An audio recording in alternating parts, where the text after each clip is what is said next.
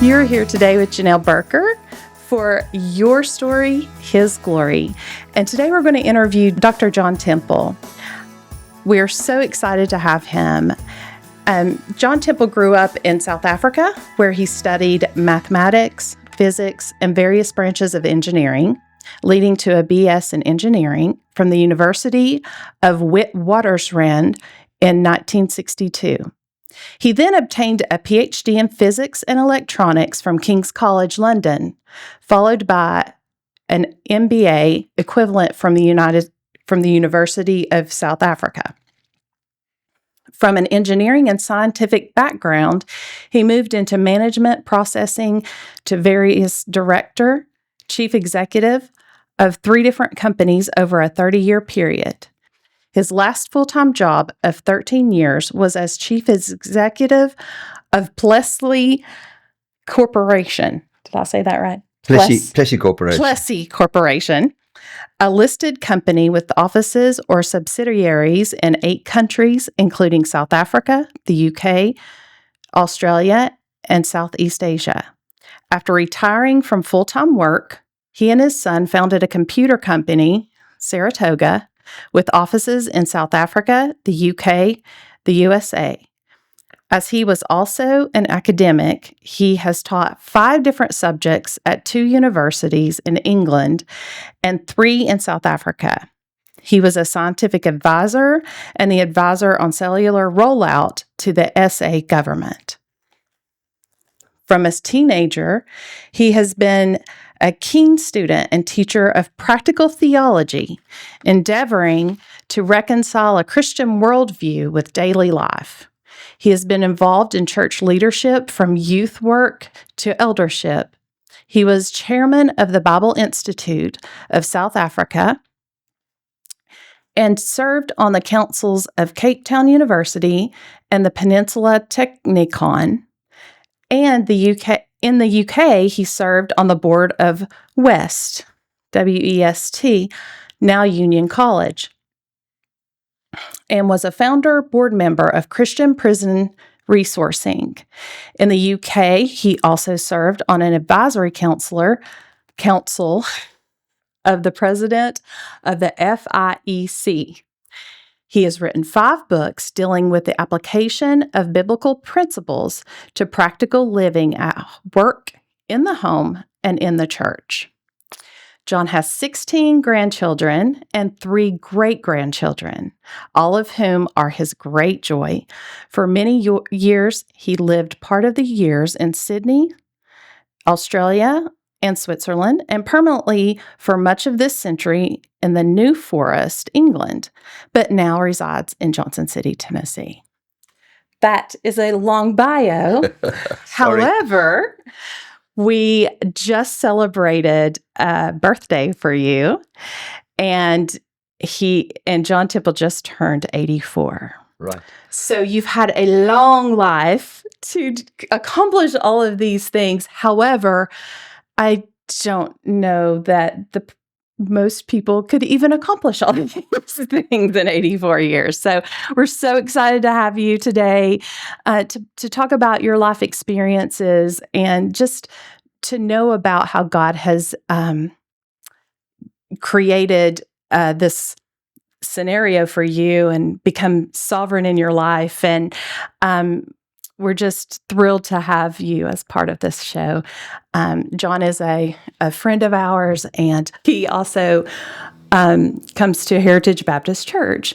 And so he was willing to actually come and talk with us today, and so that we can kind of get a better understanding of who our neighbors are in our congregation. Who is this Christian family that we actually get a chance to interact with each Sunday and throughout the week? So welcome, John. You're very welcome. I'm pleased to be here. I just hope you'll appreciate my English, which of course comes without any accent. It's the Southern accent. That's the troubling one. But I've learned to translate. Okay. I'm so glad. Yes, it has been sometimes a challenge for us to match up our Southern accents so that we can communicate well, but I hope we can do that today. So, John, would you tell us about how old you were when you became a Christian and how that came about? Well, I was about 4 years old, actually. I remember it. I remember getting a strong faith and believing there was a God and believing that he answered prayer. So I really grew up like that. My mother was a keen Christian, and she was a major influence on my life. And so I really had the privilege of growing up in a Christian family. All my brothers and sisters were Christians as well. Did your mother take you to church regularly? No, she didn't, because when she was saved and told my father, he said, "That's fine, I respect your views, but do not influence the children." And she did not directly influence any of us, but every one of us was saved, and in the end he was too. But no, so she let us continue going to what seemed to just be the traditional church for us to go to, which was the Church of England in South Africa. It so happened that the one that we attended was an extremely good one, and a very good pastor at that. So I spent until about 14 in that church. Then I believed in baptism, so I moved to a Baptist church where I was baptized, and the rest of my youth anyway was spent in that church, leading a youth group, and that's also where I met my wife. So, as a young boy, were you, because of your father not wanting to encourage you all in your faith, did that cause you to dig more into the Bible? Did that? I don't think so. I think he was extremely tolerant. He didn't mind at all, just so long as we made up our own minds about what we believed. But interestingly, a sort of a long-distant aunt of ours, and I've no idea how she was related to us, for some reason, on my 16th birthday gave me a book for a birthday present. She never gave me one before nor after, but she gave me Berkhof's Systematic Theology, and I loved that. And so at 16, I sat down and started writing notes to teach the youth. And believe it or not, I still have those notes. They're all beautifully typed up 50 years ago, and I'm still teaching that course. Wow, that's incredible. Yes. That's incredible. For my Christian walk, I never had anyone emphasizing theology, and never had anyone say, you need to figure this out, or you need to have your own idea and understanding of the gospel. And that's a wonderful way to parent. Yeah, maybe your father did a great job in, helping you to really get that foundation of what you believed, and then you were able to live that out. Yeah, I mean, that became my passion from a youth, and that is to live with a Christian worldview. And that really has been what I've spent my whole life doing, trying to discover God's will and God's way, be it in the home, or be it at work, or be it in the church. Do it God's way. So you grew up during apartheid in South Africa. Would you tell our listeners what that is, and how that affected, did that make you more determined to live out your faith? How did that affect your Christian life? Yes, obviously that was very important, because throughout my youth, and even after we returned from England, for many years we were still living in apartheid. Now, first of all, the word apartheid simply means separateness.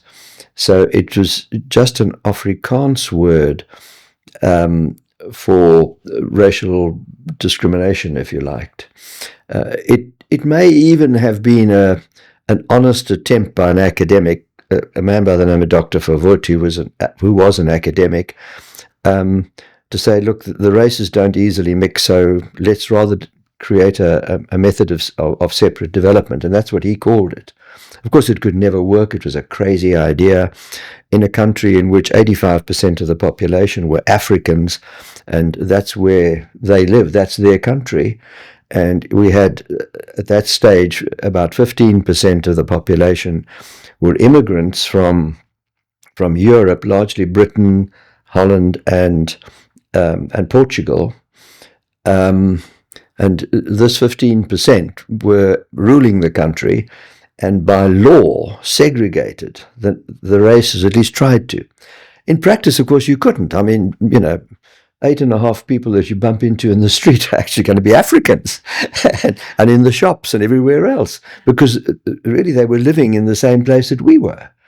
So it was a crazy idea and could never have worked. And fortunately, of course, they eventually saw the light and reversed it, which is an amazing thing in itself. But how did it affect us? Well, legally, Africans were not permitted to do certain jobs. They were not allowed to stay overnight in a white area. Wow. So if I, for example, had an African pastor visiting me, it was illegal for me to have him stay with me. Now, all of this, I and most of the people in the church that we founded, just ignored. And there's an important lesson in all of this. What we decided is we had to be civilly disobedient. And I think we've got to take that to heart, because we're entering into an age at the moment in which I think Christians are going to be forced to break the law for the sake of the gospel. And that's exactly what we did. What doesn't come out in the bio is that during the 1970s, which is when we actually established or planted a new church, I also ran a property development company. And I used to personally play architect and design the houses that I built, and then we'd build those houses. And in time, my entire team of builders were Africans. Now, Africans were not permitted to do any of the skilled trades.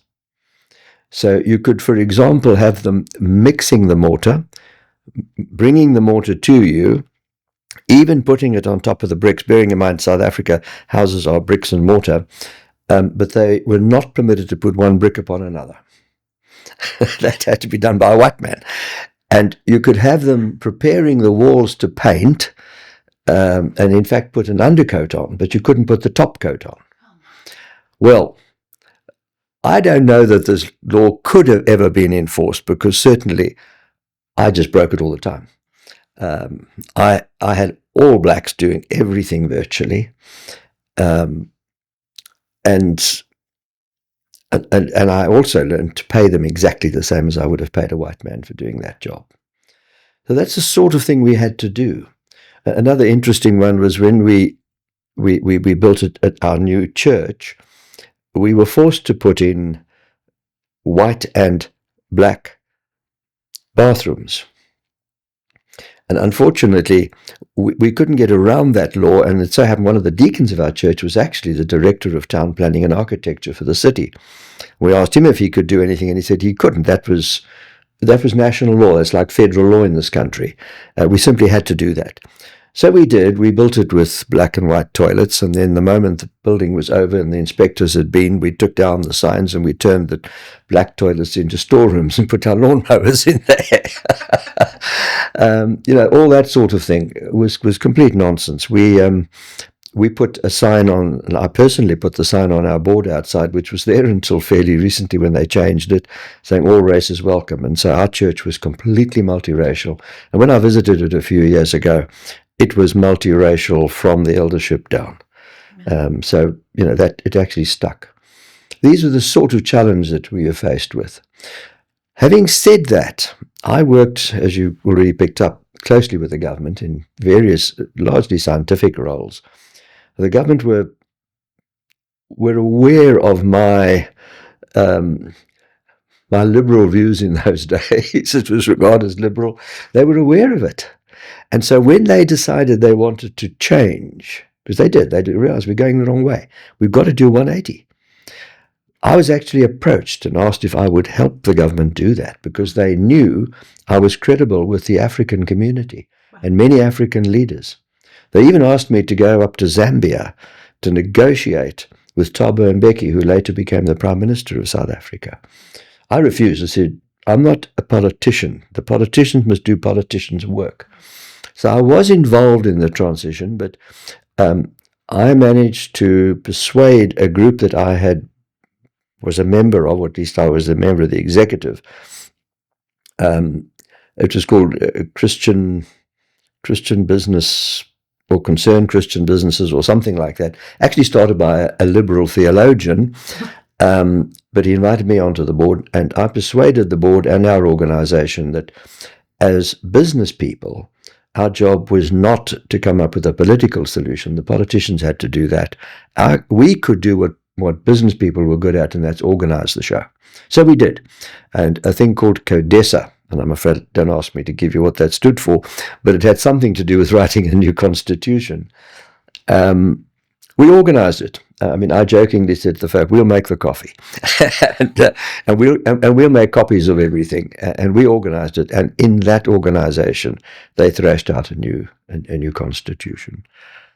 I also must say this, that the evangelical church generally went along with apartheid on the grounds of Romans 13, must obey the government. But not everyone. There were some outstanding people who really took the government to task, including Professor of Theology at the University of South Africa, who was the brother of the president. And he persuaded the president that it was morally wrong. And other Christians did stand up. And so I think the Christians had a major influence on what actually happened. And we had this remarkable thing happen. It hasn't happened in any of the other trouble spots of the world, where the government of the day, which was white, supported by a white electorate, went to a referendum in which 80% of the whites voted to about face. And the nation turned around. And F.W. de Klerk, who was the president at the time, stood down so that Nelson Mandela could become the president, and he became the deputy president. And today, the then ruling political party, which was the Nationalist Party, have merged with the ANC, the African Party. That was the extent of it. I might tell you, F.W. de Klerk and Nelson Mandela both won the Nobel Prize for that. And so they deserved it. It was an amazing thing to do. And if you go to South Africa today, people live in harmony with each other. It's incredible. And that Christian influence and the way that you treated people with respect, regardless. Well, yes, I've got some amusing stories there. I would have absolutely nothing to do with apartheid. I wouldn't join any organization, wouldn't support anything that was remotely following apartheid. And when I became chief executive the first time of a fairly large company, actually, on day one, I announced that there would be no racism in the company. All signs of it would be abolished. I'm pleased to say a lot of it actually had been. There was no restriction on who did what, despite the fact that it was illegal sometimes. But I have an amusing anecdote. I also announced that on day one, we would abolish black bathrooms and white bathrooms. We would abolish a black canteen and a white canteen, and we'd have one. Well, there was a lot of pushback on that, so I decided to go and have lunch myself in the canteen, although I had a little private dining room actually associated with my office suite. I went down and I got in the line to get my lunch in the canteen. And there was a guy standing in front of me, and he was carrying his own plate and knife and fork. So I said to him, do I have to bring my own knife and fork? You see, he didn't know who I was, by the way, and so he thought I was just some new worker, which I was. Second day, he said, no, they've got plates and knives and forks and everything there. I said, well, why have you got one? He said, because we've got this new crazy chief executive, and he said that there can only be one canteen. And he said, I'm not eating off a plate that maybe yesterday an African ate off of. So I said to him, now tell me, who is in the kitchen making the food, who's washing the dishes and all the rest of it?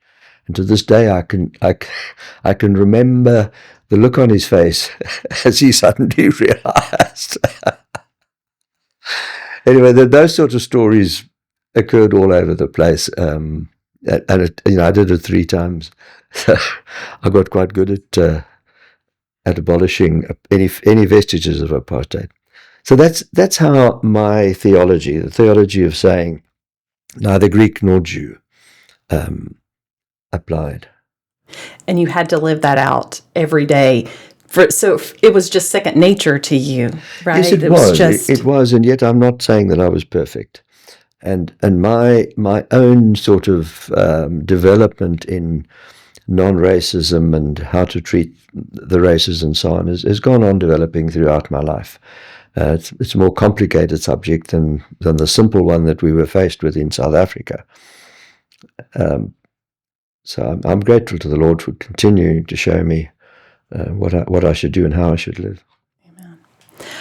Amen. So there's a story that you told me that is really great, that goes along with your stance on racism. And I would love for you to share it. When you lived in the top of the bakery and the gentleman came in late at night to get some food with his boombox on his shoulder. Oh, yes. So this was what, the 80s when yes, this would have been in the 70s. Yes, when apartheid was probably at its peak. Yes, we lived at the top of a hill, and down below there was a very South African type of shop. We called it a cafe. I guess it was a sort of almost a drugstore, or pretty well open 24/7. And at night, Africans who, bear in mind, were not permitted to have homes in white areas, but they were permitted to be servants, domestic servants, and stay on the premises, and most homes had some sort of accommodation for a servant. But at night they wanted to have fellowship, they wanted to meet one another. So they would go down to the cafe and they would buy themselves something to eat or drink and just generally socialize. And I went down one night because I wanted to buy some bread, because one of the things they would also have would be fresh bread. I went down to buy a loaf of bread, and there was a fair number of Africans hanging around, as always. And one of them had a great big boombox on his shoulder, which was popular in those days, which was playing very loud. And the owner of this particular cafe, and by the way, these cafes were all run by Greek immigrants for some odd reason, he came out and he was mad, and he grabbed this boombox and he threw it on the ground and smashed it. I was mad about this, so I went into him and said to him, that's just not on. Now, you find out what that cost and you reimburse that man the cost. He said, you don't know what I have to put up with. I said, I don't care what you have to put up with. That's just not right. I looked around, and by now there were several hundred Africans out there. I don't know where they all came from, but they all came. And all of a sudden I realized I'm very pleased I'm on this side of the argument. And I think this cafe owner looked as well, and he opened his register and he took the money out and gave it to him. I love this. I love that. By the way, the next morning, our own domestic maid had heard the story. Less than 24 hours, you're a legend. Hours later. That's great. So as you grew up in this community, what challenges did you see that actually grew your faith and helped you to live that out? Like, so that's the thing that you've written 5 books about. How do you practically live out your Christian life? Those are our challenges every day. And I want to unwrap that mystery. Tell us how you've done that. What has motivated you? Well, we're always motivated by love of Christ. Paul said that. I realized early on in my career that I was going to live differently, and I was going to do my work differently. It's not just about being honest and things like that. Of course, it is those things, but it's much deeper than that. Our very presuppositions about people, for example, matter. At the business schools, and bear in mind, I not only went to one of the things I did for 2 years on separate occasions was I held the professorship, full-time professorship, at that same business school, which at the time, incidentally, I think was the largest business school in the world, modeled on Harvard and teaching the Harvard doctrine, if you like. The teaching in the business schools was then, and I think still is, entirely based on humanism.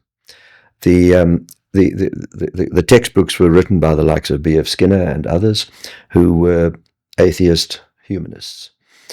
And their presuppositions about human beings, basically, for example, being good, the scripture tells us that we're not. And therefore, all the conclusions they reach, what you build up from that, are wrong about the human beings that you're working with or that you're managing. So my first book was actually about work and how you behave in the workplace. But I also came to realize that even as a chief executive of a company, trying to make a difference, and I've already told you what we did with regard to racism, and I did the same sort of thing with regard to just our treatment of one another, of people, of treating people as people. For example, I insisted that right early on in any of the companies that I moved into, and I had this experience 3 times of moving in as the chief executive from outside, not knowing a soul, not knowing anything much about the company even, I wanted to meet every single person in the company. Now, that got quite difficult because these companies were thousands of employees. But when I met them, I wanted to know them, their full, real names. And that had to come with a title. So it was Mr. or Mrs. or Doctor, or whatever it may be. And then for the Africans, I wanted their African name, not their English name. I mean, even Nelson Mandela is not Nelson at all. That was a name given to him because his school teacher couldn't pronounce his real name. Is that right? And so every African would have an African name. And because the most common name in Africa is John, every second African you met just took the name John, which is okay for me. But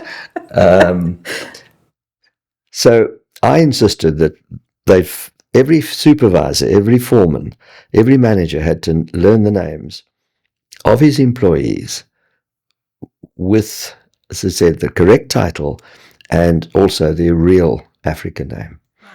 That was showing real respect to human beings. But I'll tell you another anecdote.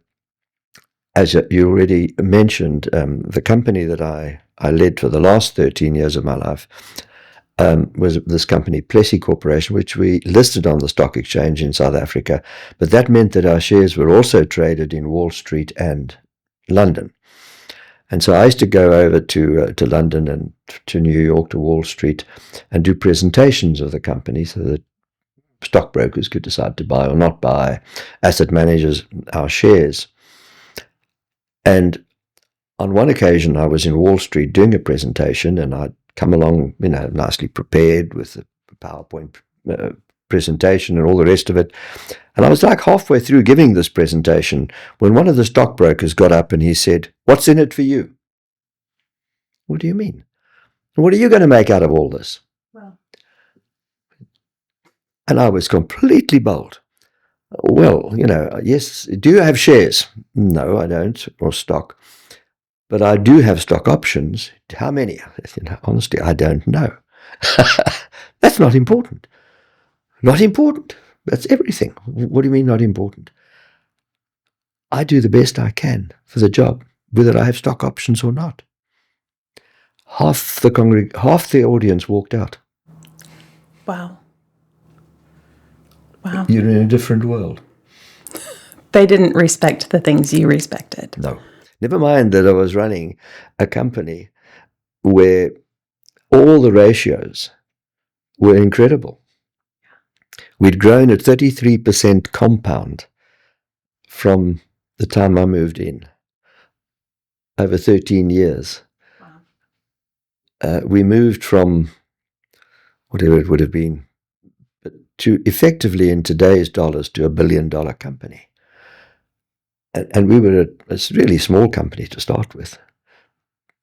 Notwithstanding all of that, that the people who had bought us out from the British, we were a British company, but the company in South Africa that bought us out when that company folded, or didn't fold, it was taken over, the value of the shares they purchased, or stock I should say in this country, to when we finally delisted the company, their shares had grown 20-fold in about 5 years. The Lord blessed you. And yet the stockbrokers weren't interested. So you have told us how you specifically can live out your faith in work, in a workplace. I think that is so critical because we want to be living our lives as Christians. We want to live for the Lord, but sometimes we don't know those simple, just direct ways. And for you to actually put that in a book, I think is fabulous, because I hear us often in our congregation, in our dialogue with other people in ministry say, what does that look like? What does living that out look like? And how does that affect my conversations, the attitude that I have towards people? And so those are some specifics in the workplace, but you wrote 4 other books. Will you tell us which other concepts you wrote about, and how some of those pieces have been applied in your life? Well, I think another very important point was the scripture tells us to love everyone, including our enemies. And I concluded that also meant love your customers. And so what I taught, for example, the salespeople is agape love of your customer. Now, how do you actually do that? And what I taught were several things. First of all, you never think evil of them. Now, I was often frustrated by customers. Customers can be very difficult. But I forced myself not to think evil of them, only to think good. Because the moment you start thinking evil, sooner or later that's going to come out. So you want to show them respect at all times and to love them. It also means that you always do the best for them, not for you.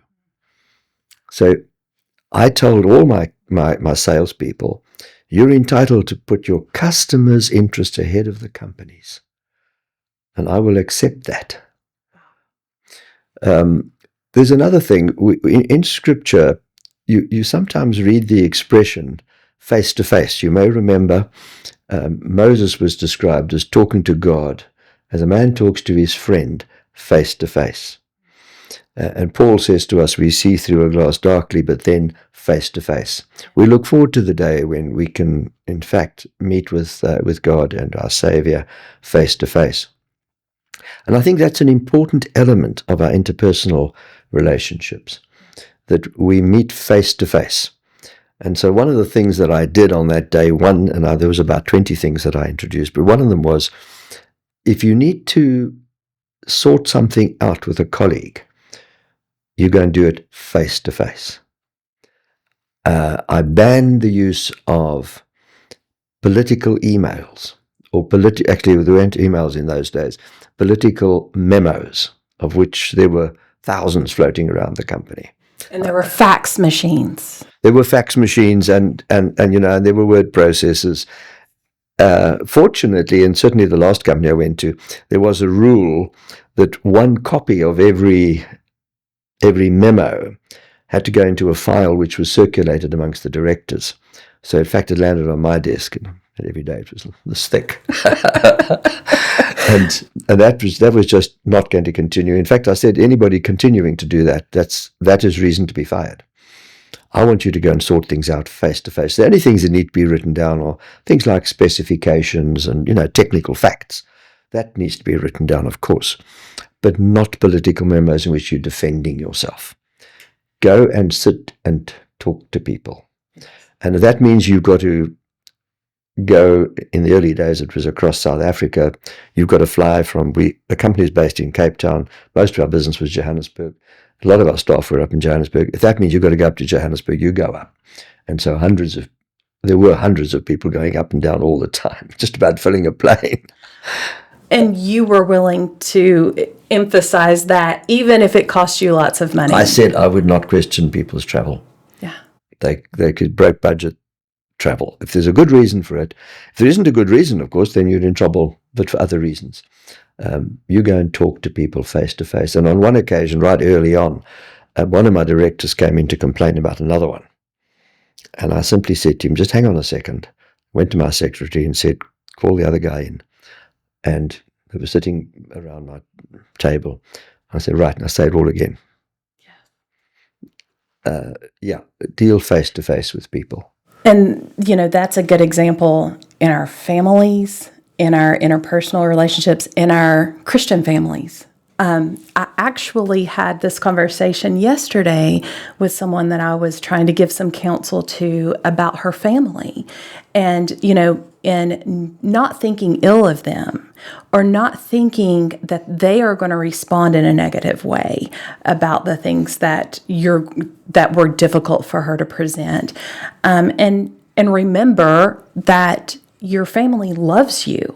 And if we wrap the premise of what you're saying in the conversation in love and respect for that person, then it totally changes the tone of what you're saying and what they're hearing and how they respond.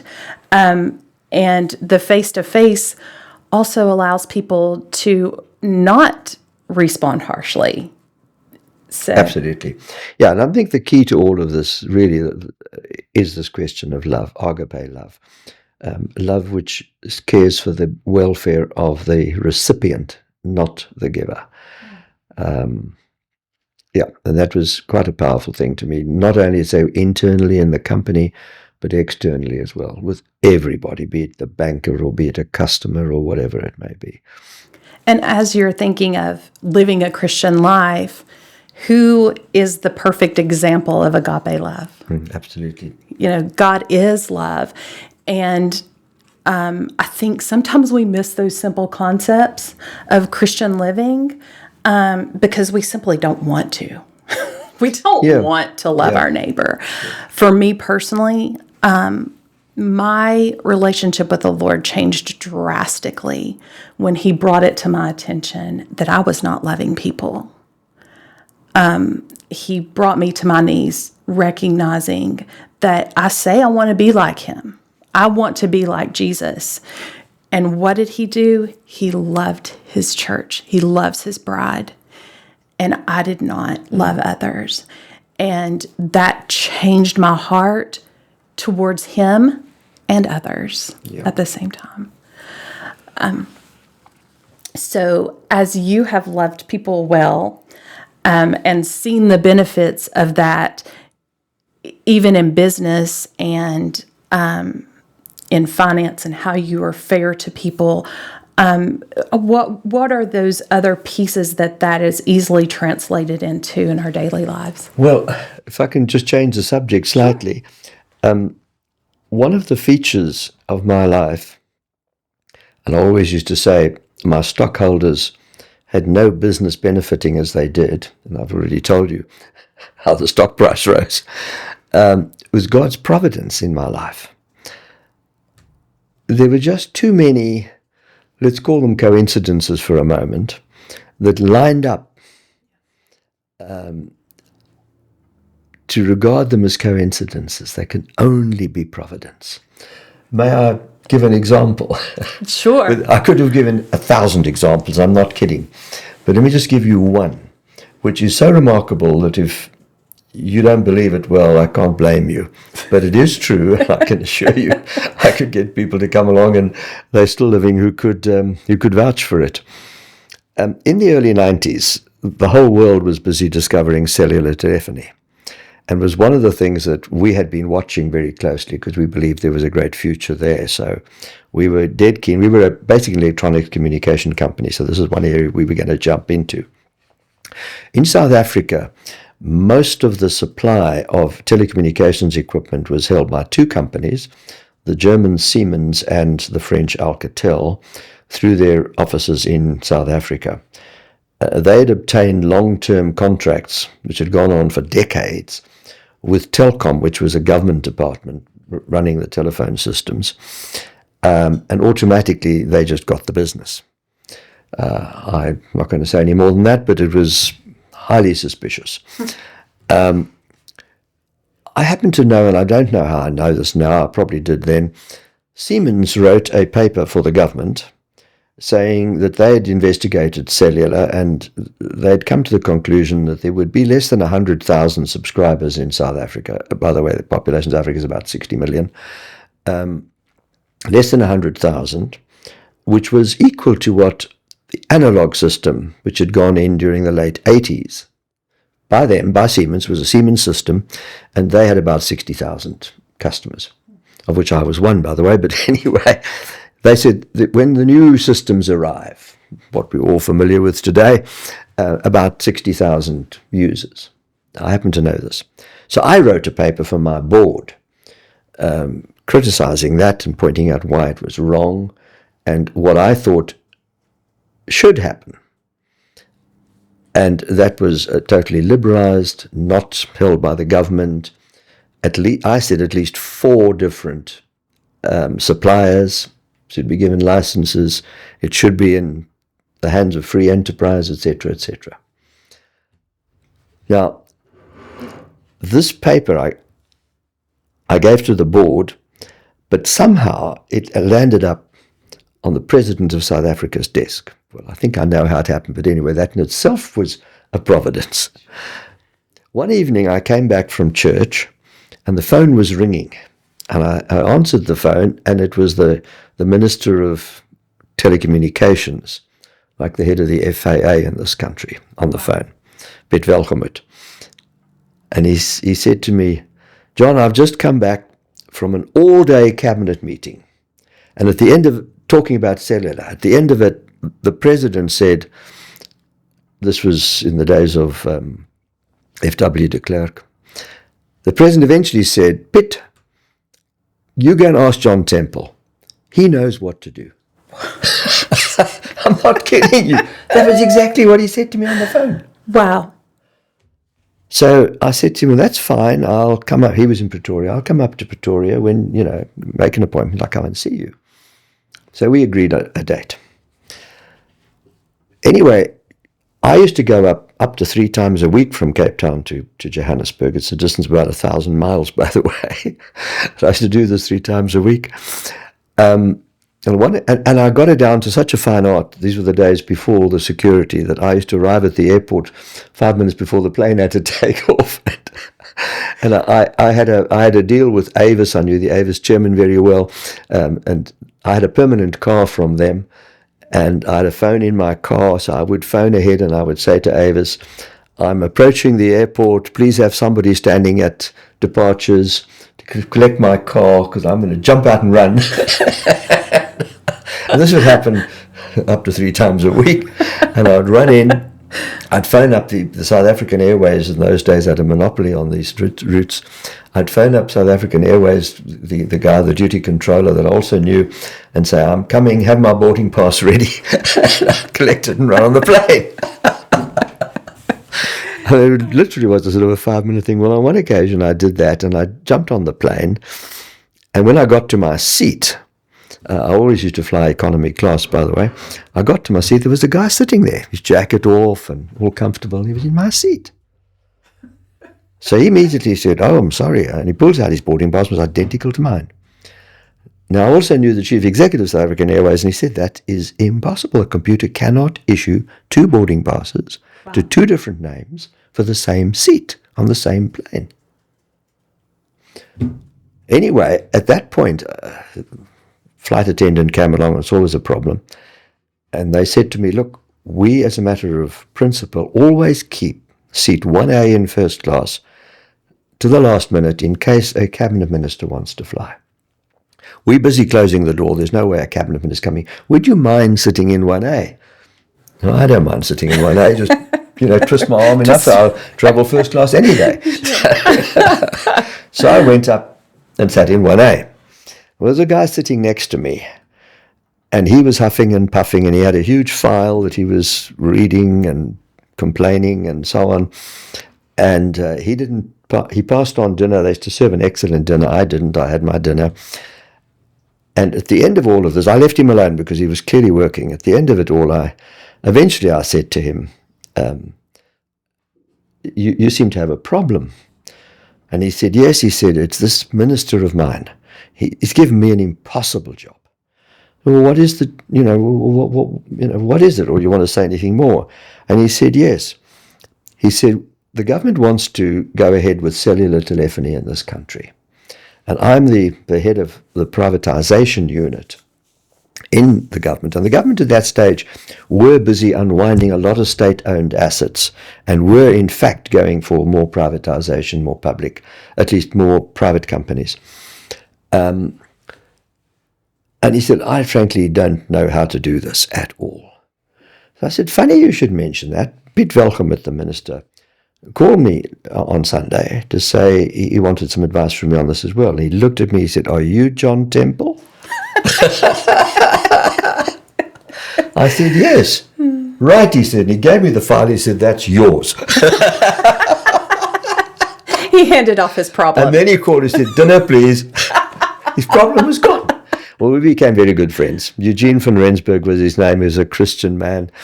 And that's how I got the job of not only advising the South African government, but actually writing the license agreement for cellular in South Africa, which I did till 2 in the morning. I know it was 2 in the morning because my wife used to force me to bed at 2.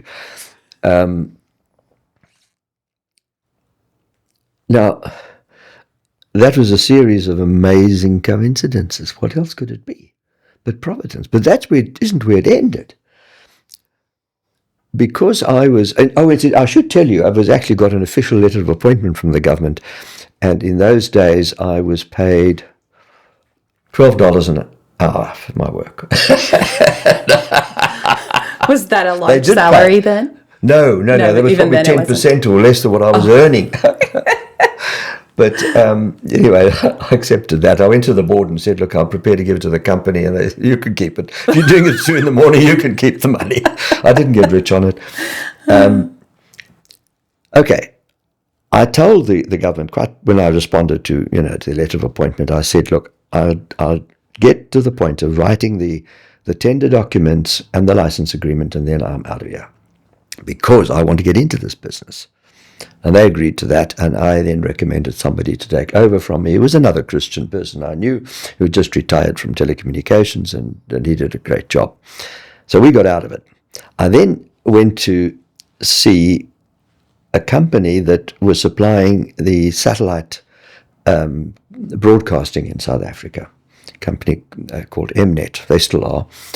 And their technical boss was another Christian that I knew, a guy by the name of Jock Anderson. And I went to see him and I said to him, look, you guys should be in cellular. He said, yes, we've been thinking about it. I said, I want to make a deal with you. I'll give you a team of people to produce a response to the tender document which is coming out. I can assure you I know exactly what is intended. I wrote that document. And I've got a fine team of people that I can put together. You can have them free, gratis, and for nothing. And I think we gave them 15 or 20 people. On one condition, that we here and now sign a contract that says, if you get the license, we get to building the network. They drafted an agreement, which to my knowledge still stands, which we signed up.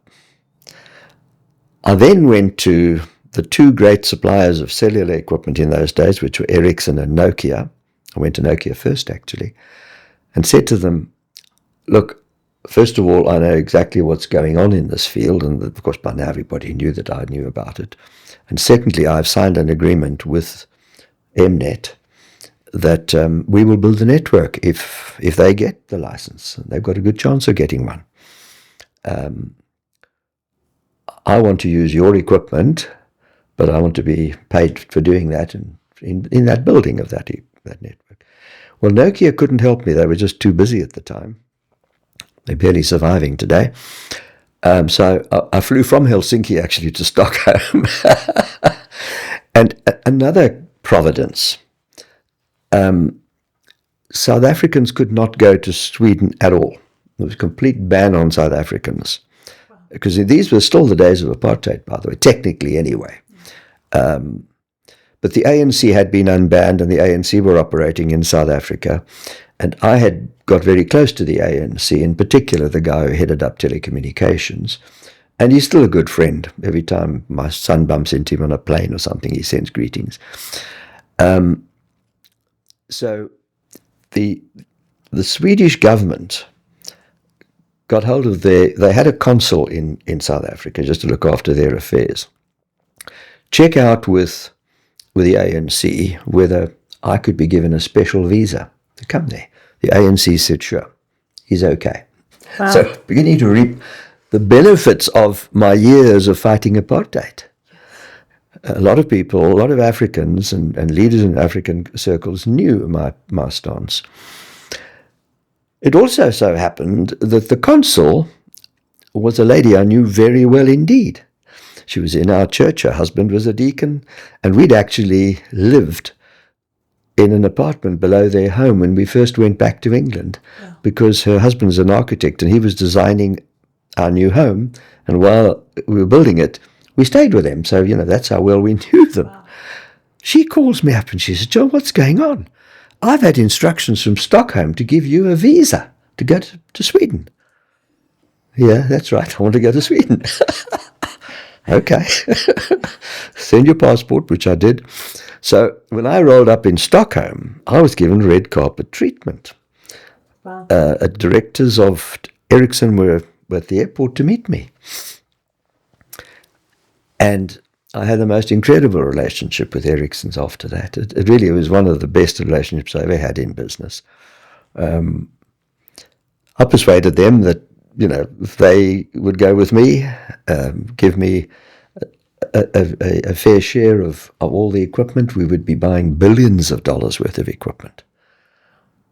And they happily gave it. Sure. Well, the rest is history. Mnet won the license, and we built the network. Today, it's the biggest cellular network in Africa. It's all over Africa, called MTN. It was one of the people that worked for me, and had worked for me in 3 different jobs, by the way. He always said, some people never learn. I never found out whether he meant he didn't learn or I didn't learn. This is the 3rd time he worked for me. He produced that license for Mnet. And so when we got the job and got the contract, he actually built the network as well. And went on to build it in Nigeria and all over the place. And not long ago, a few years ago, he emailed me to say, John, I just thought you should know that all the years of witness, the Lord called me to himself, and I'm now active in my church, etc., etc. He was saved. Wow. Yeah. But how about these for providences? Yes. Everything just lining up. Yes. And those contracts were worth fortunes, and we made fortunes of profit. Yeah. I could go on. That's just one. Yeah. So your faithfulness matched God's faithfulness. Absolutely. Yes. Yeah. So as you walked in a simple faith towards the Lord, he then showed up for you, right? In his sovereignty over your life. That it's incredible, and it's helpful to see people who are at 84 and are so successful and have lived it and can now say this is how God guided me, and this is how God blessed me, and it was worth it. Even sticking your neck out during apartheid and not knowing how that actually was going to end up when you chose to respect people first and treat them as God says that we should treat. No, I mean, there's no question about that. But I don't want to give the impression that it was all plain sailing, straightforward, simple. I'm a human being, and God was always faithful, but I wasn't. I've got to admit. I think in that book on work, I actually dedicated it to all my employees, past and present, and I said, and also to get my forgiveness forgive me for all the times when I failed to do all of the things that are there. We're imperfect, and there were many slip-ups in between, but the incredible thing was that God overruled in some of the most amazing situations, and ruled in our favor. In fact, we had developed a strategy for the company in which there were probably something like 20 opportunities that we had listed. I've just mentioned cellular, but there were a lot of others, major opportunities. I remember my chief financial officer one day saying, John, if only 2 or 3 of these come off, we will be made. Every single one came off. Wow. Every single one. Wow. Thank you for reminding us that, we can fail, and God still loves us and directs our path, even in our failures, even in, just mess ups relationally. He can still clean up our messes. Oh, he does, yes, absolutely. And as I said earlier, I don't think that my stockholders actually deserved the benefits that they derived in all of this. But I'm reminded of when the Israelites were taken into exile in Babylon. The message to them, and I think it was probably Jeremiah, said, you go there and prosper. And God, in fact, not only prospered the Israelites there, but he prospered Babylon. And that's exactly what happened really to my stockholders. They prospered because God was good to me. That's great. I don't want to ask how close they were to Babylon. Well, the environment in which we live is Babylon. It's true. It's true. I'm so grateful to get to piece all of these things together and just kind of grab some of your wisdom in these situations.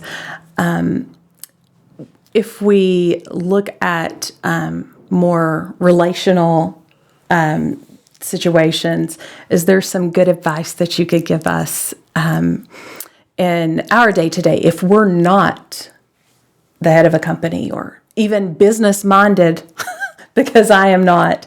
What are some things that you've learned in your life that we can take away and implement and lean into? Well, again, let's get to Scripture. What does Paul say? He said that godliness with contentment is great gain. And he said he'd learnt to be content in riches and in poverty. And I think that's one of the things that we need to learn, is to be content. And in my book, I mentioned an example of a couple that became very great friends. I'll have to step back a bit here and give you another one of these amazing providences.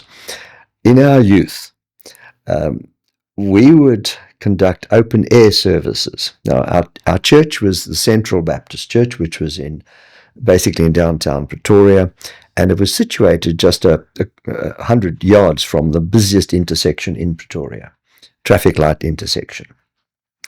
But 24/7, this was a busy intersection. So we would go onto the corner with a little pedal organ, which my mother-in-law played, and about maybe 10 or so young people would go there. We would sing and we would shout out Bible verses, and somebody would give a sort of a 5-minute message step to the front and shout out a message until you were hoarse. We did this every Sunday night before church. I'm not sure that this is something I'm going to recommend we should do at Heritage here on the corner, but it was what we did. And really, even if it was foolish, God in his foolishness used it. We would then invite people to come back to the church where we would deal with them on one-on-one if they wanted to be saved. We always got a number. They were always blind drunk. And they'd come to the back, I think, expecting to get some food or money or something. Apparently, now I have no recollection of this, partly because this was really a weekly event. But on one occasion, a man did respond, and he did come to the back with me, and apparently I led him to the Lord. So I have no recollection, but he does. I then went off to England and spent the next 3 years in England. And when I got back, my best friend said, "Oh, by the way, John, there is an African fellow. He keeps coming to the church looking for you." And I told him, "You'll be back soon." So he said, "When he comes, know who it is." Okay. Next week, there was a guy smiling from ear to ear, as pleasant and as cheerful as could be. And he ran up to me and shook my hand warmly. "Thank you, brother, thank you." I didn't know what it was about. Then he explained to me that I had led him to the Lord some 3 or 4 years earlier.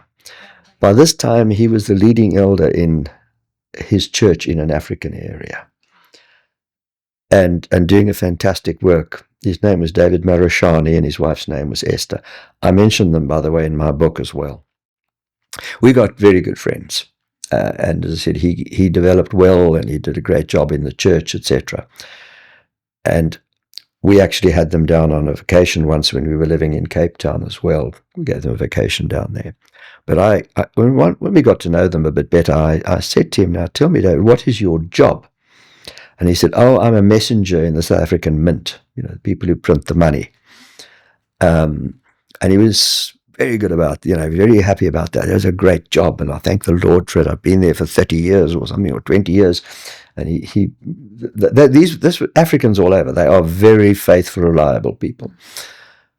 And then I said, "And Esther, what did you do?" And she smiled from ear to ear, and I thought, well, boy, she must be the secretary to the chief executive. She said, "I clean the toilets, and I do it to the glory of God." Well, I tell you what, I won't see them in heaven because they'll be up at the main table. Their lives were exemplary, absolutely wonderful people. God's providence in your life is just amazing. It was just amazing. And so, commit yourself to the Lord. Amen. And the scripture also says, "He that honors me, him will I honor." Thank you for that reminder. I think we get bogged down in our day-to-day, and it's great to kind of step back and actually see from a different perspective what God has for us. John, thank you so much for coming and speaking to us today. It's been a huge pleasure. I think our listeners will love hearing your stories and getting to know you a little bit as well. So thank you for sharing your heart and your life with us.